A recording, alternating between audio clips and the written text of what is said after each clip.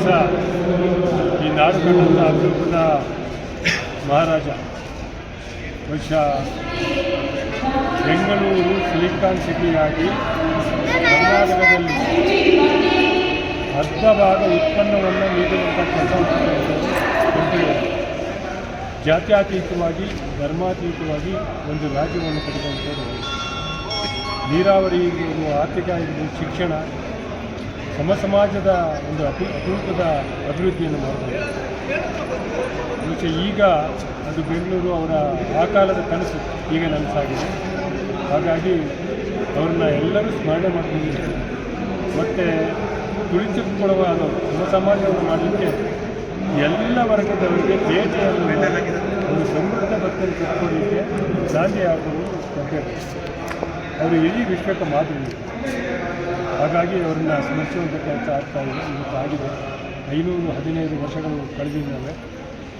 500 ವರ್ಷಗಳ ಹಿಂದೆ ಈ ಕನಸನ್ನು ಕಟ್ಟಿಕೊಂಡು ಬೆಂಗಳೂರನ್ನು ಕರೆದಂಥ ಕೆಲಸ.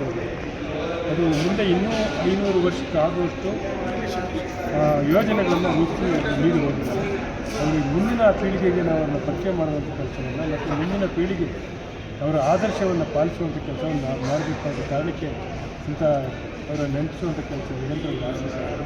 ಹಾಗಾಗಿ ನಾವೆಲ್ಲರೂ ಸ್ಮರಣೆ ಮಾಡೋಣ, ಅವರ ಆದರ್ಶವನ್ನು ಪಾಲಿಸೋಣ ಅಂತ ಹೇಳಿ ನಮ್ಮ ಇವತ್ತು ಏನೇನೆಲ್ಲ ಕಾರ್ಯಕ್ರಮಗಳಾಯಿತು?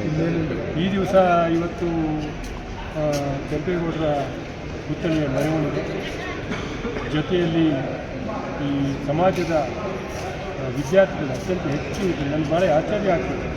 99% ಪಿ ಯು ಸಿಯಲ್ಲಿ SSLCಯಲ್ಲಿ ಪಡೆದುಕೊಂಡಿದ್ದಾರೆ.